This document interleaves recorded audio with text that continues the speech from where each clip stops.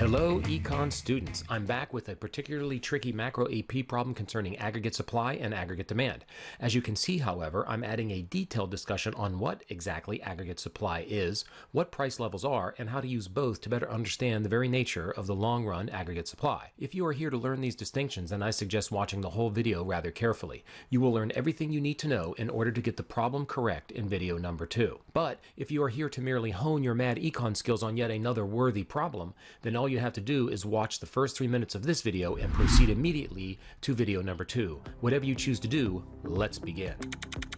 We are to draw a fully labeled graph for Canada that indicates the aggregate supply and the aggregate demand, including the long-run aggregate supply. Now, every question you're going to encounter in macroeconomics is going to have some sort of premise. It's not going to be labeled a premise, but I want you to consider it to be a premise. Why? Because if you consider it integral to understanding the problem, then you will not disregard it when it comes time to give the full and proper answer. Here's the first premise of this problem. The Canadian employment rate is higher than the natural rate. It's time to learn something new. Whenever you see the employment rate or the unemployment rate, I want you to think of the scenario in the contrapositive.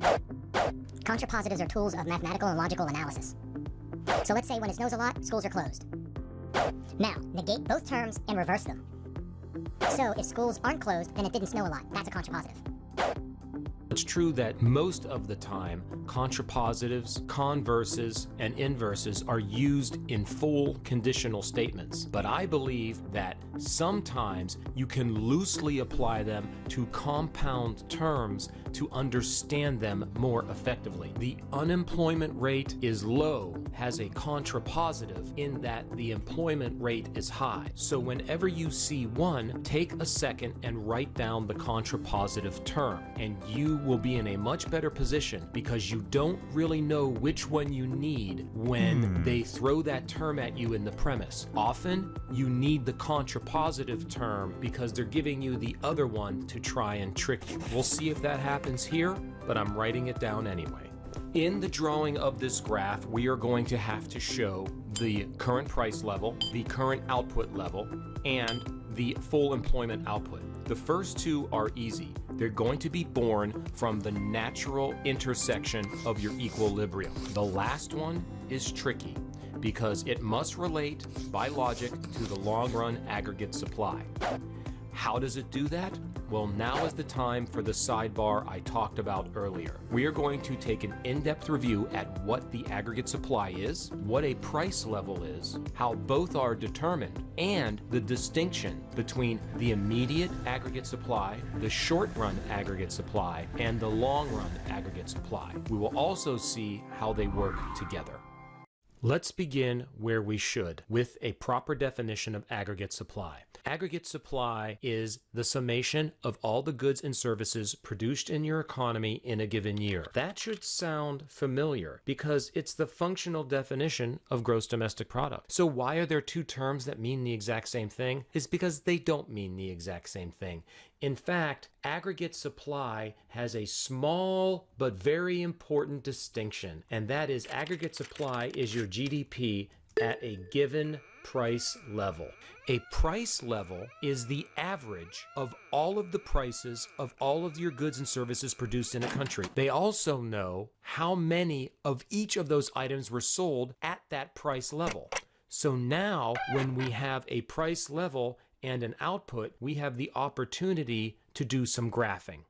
Okay, so the price level goes on the y-axis and the real GDP, your output, goes on the x. So let's just say that it's the end of the first week of January and they call all of those producers to get all that information. And then they get their price level, they have the output, they have it all. They plot the first piece of information.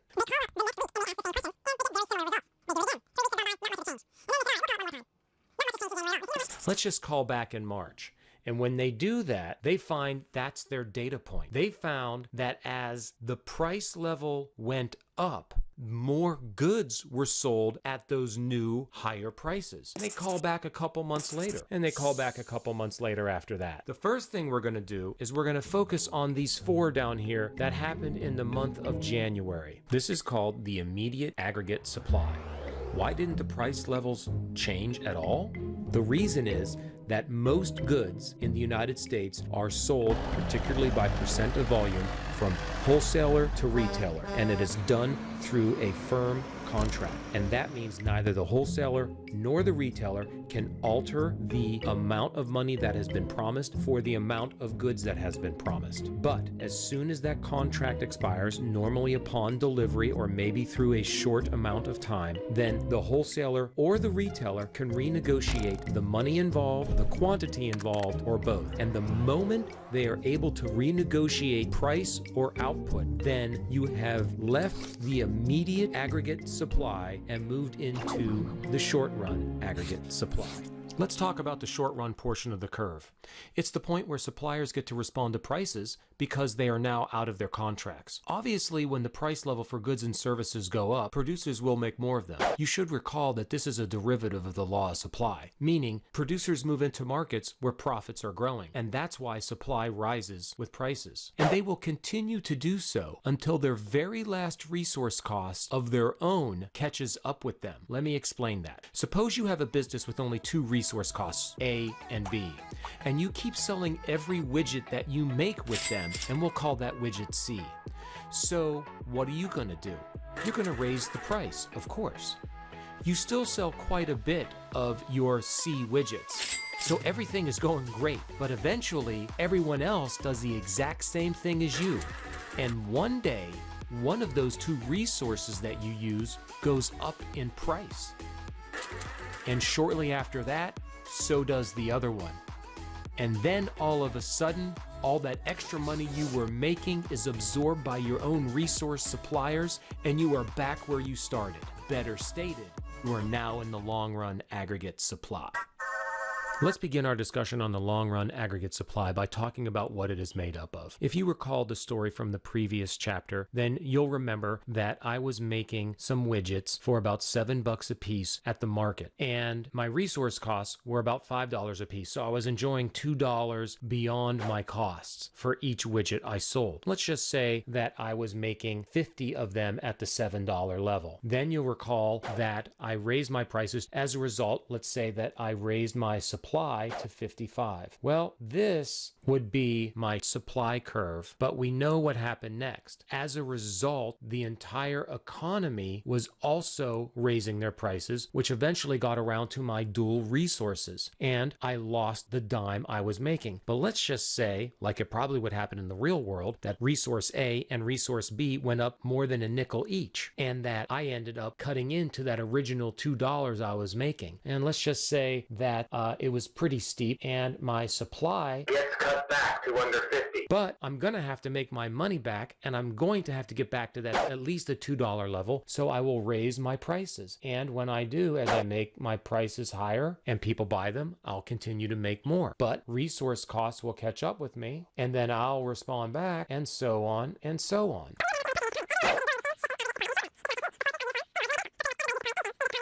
Well, how do we make sense of all of these short-run aggregate supplies, which would be in the millions if we were dealing with the entire country as a whole? Well, if you remember your algebra, then it will become rather clear what we're going to have to do. We are going to have to do a line of best fit. If we were to go through a concoction of these short-run aggregate supply curves, you can bet that that line of best fit is going to be a nice, thick, vertical line, which would mean we could get rid of all of this stuff here, and then we will be able to label this thing properly as the long-run aggregate supply at this level of production, and we'll just say for 2004. Next, you would think that if all the short-run averages or the equilibriums of the aggregate supplies and aggregate demands always average out in the long run, then the LRAS doesn't move because just a big stick stuck in the mud. But that can't possibly be true, can it? Consider the year 1804.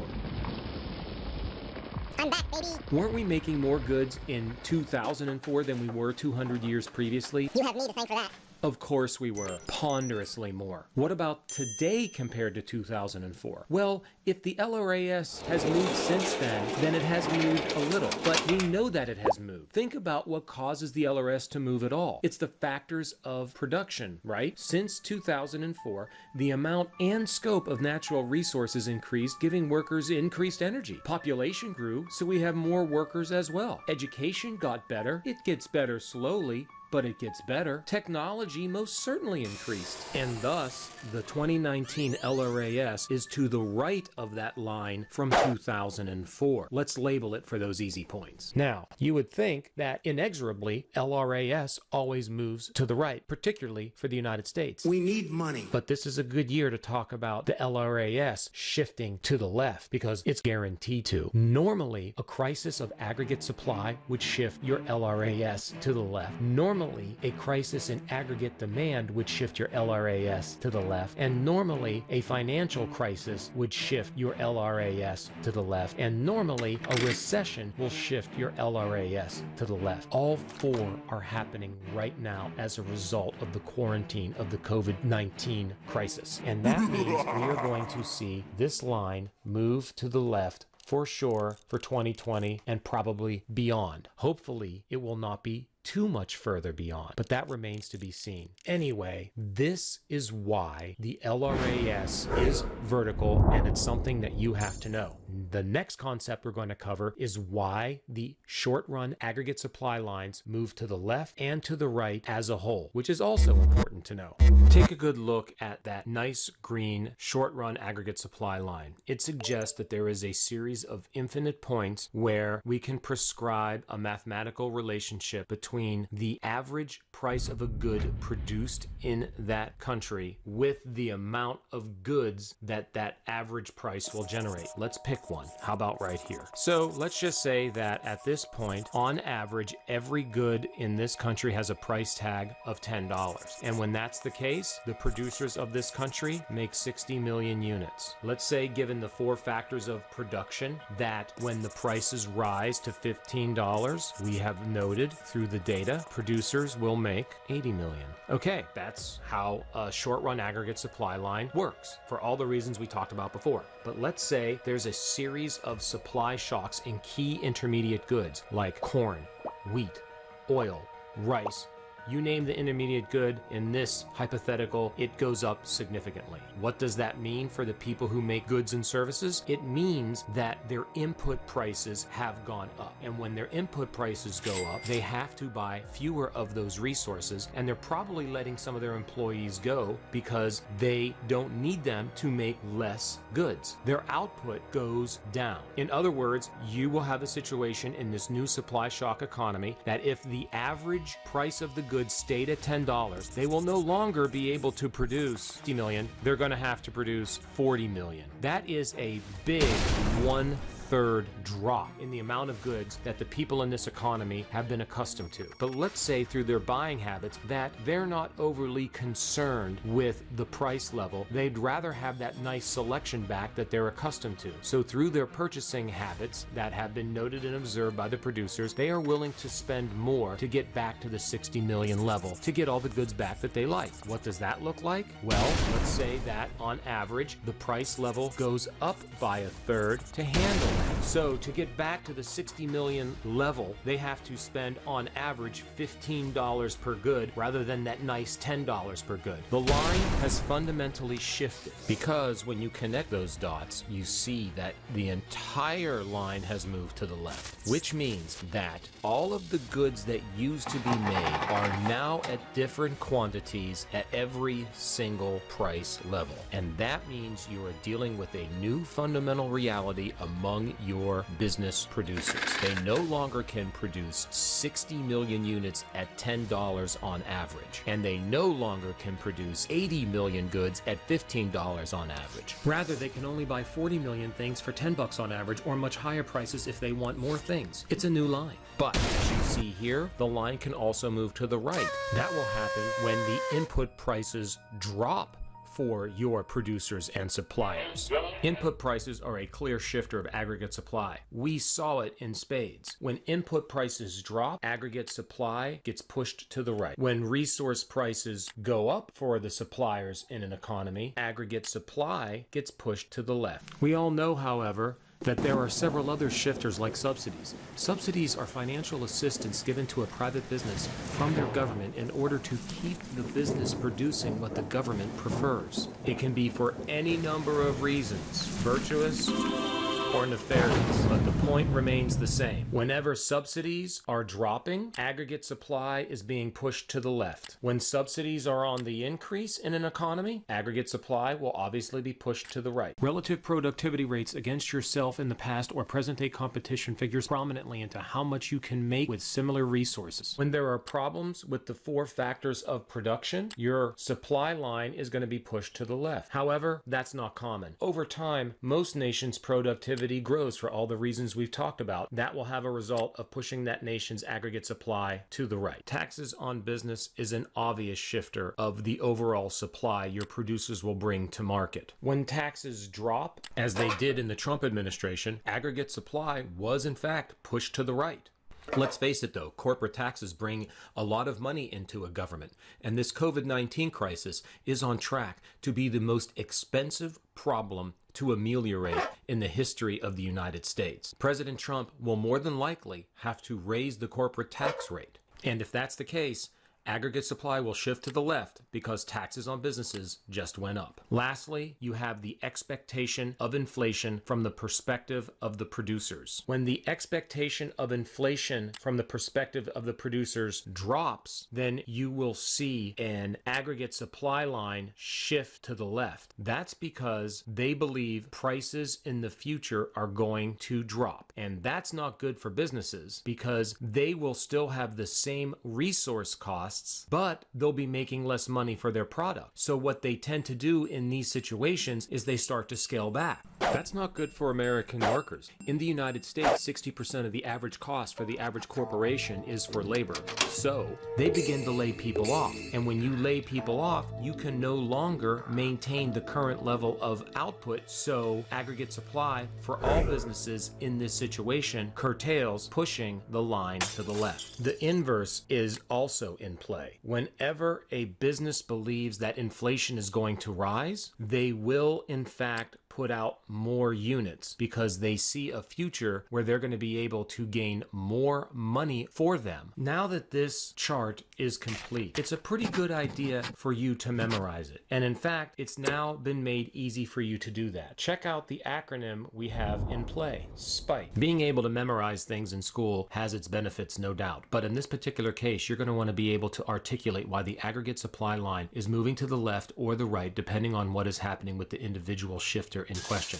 It's time to bring this lesson to a close by examining the pure model in the short run and then learning what happens if that short run equilibrium is off of the long run aggregate supply horizon. By inference then, you must realize that the long run aggregate supply line runs directly through the equilibrium of the LRAS and the AD in the short run. Now it's marked and we're ready to go. Why is that happening? The theory is that over time, due to inexorable inflation, your price levels will rise and your equilibriums will constantly run straight up. But of course, that doesn't happen all the time. In fact, some of the time, your equilibriums between your AD and your AS find themselves over here, or down here, or up here. In that case, what do you do because you're not in the pure model anymore? Well, we can use the example of my $7 widgets from earlier in the lesson. If you recall, I raised the price of my widgets from $7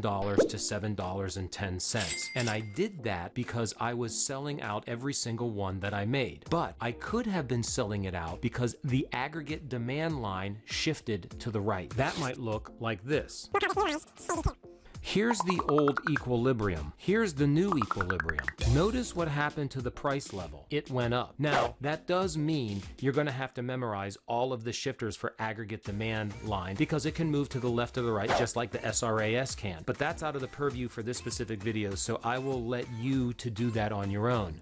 But I will tell you one of the possible reasons, and it's a change in income taxes. Let's suppose that while my widgets were at $7, the government lowered personal income taxes. Well, what do you think that did for the general population? It gave them more money. So my existing customers had more money to spend to buy extra widgets, and people who didn't have the money to buy my $7 widgets now had money to buy the $7 widgets, making them feel wealthier, and that's why it's called the wealth effect. But I wasn't the only one. The price level went up on all the goods in the country, which generally came right back around when my resource A and my resource B both went up in price. I was forced to reduce my supply. In that supply shock scenario, a bunch of intermediary goods were affected, and the input prices for producers went up. Do you recall what happens to the SRAS when the input prices go up? You guessed it, the SRAS gets pushed to the left. As a result, look what happened to this equilibrium. So this is now EQ3. Lo and behold, equilibrium number 3 is straight back on the long run aggregate supply, and the economy is moving along just like it's supposed to. Now, that happened as a natural result without any government intervention. But let's say that it was taking far too long for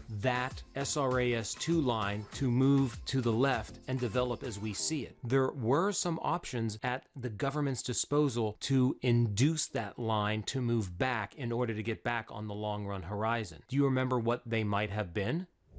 You would be correct if you were to say they could start removing some subsidies they were granting to businesses in the economy. That would certainly push the line from SRAS1 to SRAS2. The other thing that they could do is raise corporate income taxes, and that would have the same effect. This wraps up the first video. We are now fully capable of answering just about any macro AP question concerning aggregate supply in the short run or the long run, and what to do when they misalign. Let's go on to the second video to answer every question about Canada's supply and demand schedules.